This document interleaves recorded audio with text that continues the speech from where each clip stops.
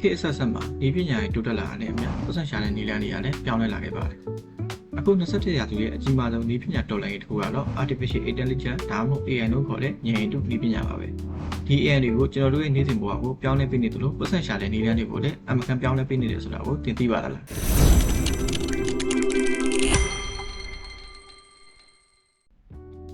အားလုံးပဲမင်္ဂလာပါ။ဒီနေ့ခေတ်မှာ AI ဆိုတာကိုမသုံးတဲ့ရင်တော့မကြားဘူးတဲ့သူမရှိသလောက်ပါပဲ။ online မှာ AI နဲ့ပတ်သက်ပြီးပတ်စံရှာလို့ရတဲ့ခေါင်းစဉ်တွေပို့ဆွေမှာအများကြီးပါပဲ။ဒါပေမဲ့တကယ်တမ်း AI ကိုအသုံးပြုပြီးတော့ပုံမှန်ဝင်ငွေကောင်းရအောင်ဘယ်လိုလုပ်ရမလဲ။ AI ဆိုတာ cloud ရှင်းနှိပ်လိုက်ရုံနဲ့ပတ်စံတွေအလိုလိုကြားလာမယ်ပေါ်ပညာတစ်ခုလား။ဒါမှမဟုတ်ကျွန်တော်တို့ရဲ့စူးစမ်းအားထုတ်မှုတွေကိုပို့ပြီးထိရောက်အောင်ကူညီပေးမဲ့စွမ်းထက်တဲ့ကိရိယာတစ်ခုလား။လူတိုင်းကလည်း AI အသုံးပြုပြီးတော့ social media တွေဖြစ်တဲ့ YouTube, Facebook, TikTok တို့မှာပတ်စံရှာလာကြတာကိုတွေ့ရမှာပါ။ AI ကိုအသုံးပြုပြီးတော့ content creator တွေကပိုကောင်းတဲ့ content တွေကိုလုပ်လာနိုင်ပြီးတော့ social media တွေမှာပတ်စံတွေကိုဒေါ်လာနဲ့ရနေကြရဆိုတာလည်းအားလုံးသိပါပဲတချို့ကြတော့လည်းကိုယ်တိုင်ဗီဒီယိုတွေရိုက်တင်ပြီးတော့ပတ်စံရှာကြတယ်တချို့ကြတော့လည်းဗီဒီယိုတွေဖန်တီးခြင်းတယ်ဒါပေမဲ့ကိုမျက်နှာနဲ့မပါချင်ဘူးဆိုတဲ့သူတွေလည်းအများကြီးပါပဲအဲ့တော့ AI ကိုသုံးပြီးတော့ကိုယ်လည်း social media တွေဖြစ်တဲ့ TikTok, YouTube, Facebook ကနေပြီးတော့ပတ်စံရှာခြင်းတယ်ဒါပေမဲ့ကိုယ့်ရုပ်လည်းမပါချင်ဘူးနောက်ပြီးတော့ဘယ်ရစမှလည်းမသိဘူးဒါမှမဟုတ် AI တို့တွေကစီးကြီးလို့မသုံးနိုင်ဘူးဖြစ်နေပါသလားအဲ့ဒီတော့စိတ်ဝင်ပူပါတယ်ဒီနေ့ကျွန်တော်ဒီဗီဒီယိုထဲမှာတော့ကျွန်တော်တို့ free AI တွေကိုအသုံးပြုပြီးတော့9မိနစ်စာ YouTube ပုံမြင်ဗီဒီယိုတစ်ပုဒ်ကိုဘယ်လိုဖန်တီးရမလဲဆိုတာကိုပြောပြပေးသွားပါမယ်။ပေါ့ဆိုကျွန်တော်တို့ပုံမြင်တစ်ပုဒ်ဖန်တီးဖို့အတွက် Gemini AI ကိုအရင်သွားပါမယ်။အဲ့တော့ကျွန်တော်တို့ Google မှာ Gemini ဆိုပြီးတော့ရိုက်ချလိုက်ပါ။ Gemini website ကအပေါ်ဆုံးမှာကြားလာတော့တွေ့ရပါမယ်။အဲ့ဒီကို click ချက်နေပြီးတော့ဝင်လိုက်ပါ။ Gemini နဲ့ရောက်ပြီဆိုရင်ကျွန်တော်တို့ video ရှင်းရှင်းပဲကျွန်တော်မြန်မာလိုပုံမြင်တစ်ပုဒ်ရေးပြီးပါဆိုပြီးတော့ကျွန်တော်ရေးလိုက်ပါတယ်။ဒီနေရာမှာ message လိုကကိုကြိုက်တဲ့ပုံမြင်ကိုရေးခံလို့ရပါတယ်။ဒါမှမဟုတ် instruction အသေးသေးထည့်ပြီးတော့ပဲပုံမြင်တစ်ပုဒ်ရေးခံလို့ရပါတယ်။ကျွန်တော်ကတော့စမ်းပြတာဖြစ်တဲ့အတွက်ဒီလိုမျိုး video ရှင်းရှင်းပဲမြန်မာလိုပုံမြင်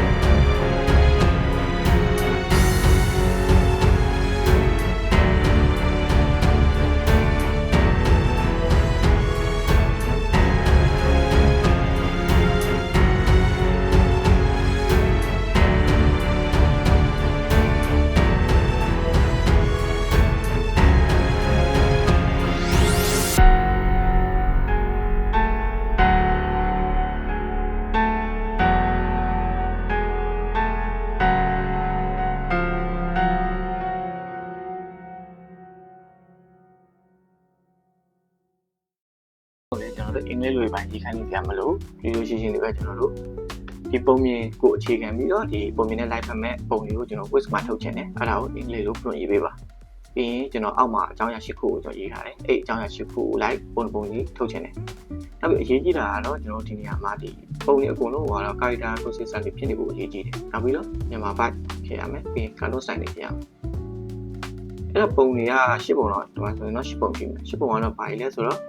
ဟိုရွာမှာမိုးရွာလို့ရွာသားစိတ်ညစ်တဲ့ပုံပြီးရင်အဖိုးကြီးကစမ်းကြောင်းလေးရှိကြောင်းရှင်းပြနေတဲ့ပုံဖိုတူကသူသွားယူမယ်ဆိုတဲ့ပုံပြီးရင်အမှတောင်းနဲ့တွေ့တယ်တောင်းနဲ့လမ်းကြော်နဲ့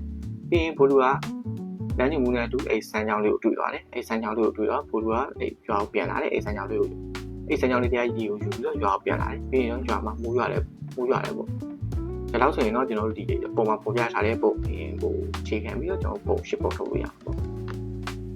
โอเคအခုဆိုရင်တော့ကျွန်တော်တို့ပြောထားတဲ့အတိုင်းပုံ10ပုံရပြီပေါ့နော်ပုံ10ပုံမှာတော့ကျွန်တော်ဒီမှာဆိုရင်တော့ကျွန်တော်ဖိုတူရဲ့ character ကိုအရင်ဆုံးဖိုတူရဲ့ character ဘယ်လိုလဲဆိုတာအရင်ပြောလုပ်တယ်ပြီးရင်တော့ဒီမှာတော့တစ်ခုပေါ့မိုးရွာလို့ရွာသားစိတ်ညစ်နေတဲ့ပုံအတွက်ပြန်တစ်ခုပြီးလို့ဆိုရင်အဖိုကြီးကစမ်းကြောင်းလေးရှင်းအောင်ရှင်းပြနေတဲ့ပုံအတွက်ပြန်တစ်ခုနောက်ပြီးတော့ဖိုတူတွားယူမယ်ဆိုရင်ပုံအတွက်ပြန်တစ်ခုအဲ့လိုမျိုးနဲ့ပြန်က10ခုပေါ့မှာမိုးရွာမှာမိုးပြန်ရွာတဲ့ပုံအတွက်ဆိုပြီးတော့ပြန်တစ်ခုဆိုပြီးတော့ပြန်10ခုရှိပါပြီ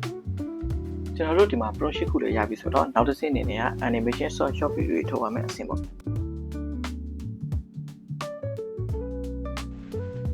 ပုံပြဖန်တီးဖို့အတွက်လည်းကျွန်တော်တို့ nano banana ကိုပဲအသုံးပြုပါမယ်အဲ့တော့ပထမဆုံး Gemini ကိုအရင်သွားလိုက်ပါပြီးလို့ရှိရင်တော့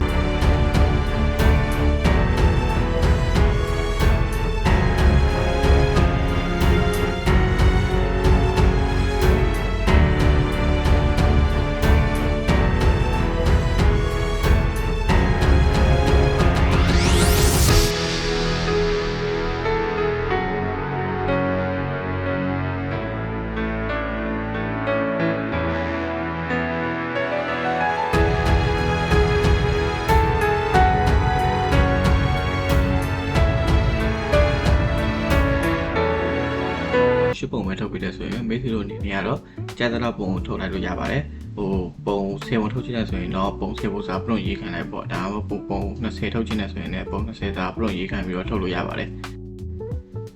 နောက်ပြီးတော့ပုံထုတ်ပြီးတော့လို့ animation video တွေမပြောင်းချင်တော့ဘူးဆိုရင်လည်းမိတ်ဆွေတို့အသုံးပြုမယ် video edit software တွေမှာ keyframe တွေ sound effect တွေကိုပေါင်းကစားပြီးတော့လည်းတလားပါလေး video တွေပုံဖန်တီးလို့ရပါတယ်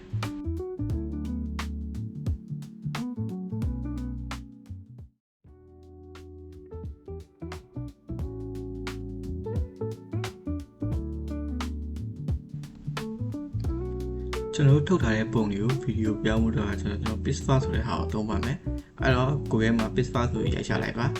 ပြီးရင်တော့ဒီမှာကျွန်တော်အပေါ်ဆုံးရှိတဲ့ website တွေကိုဝင်လိုက်ပါ website တွေကိုဝင်ဖို့က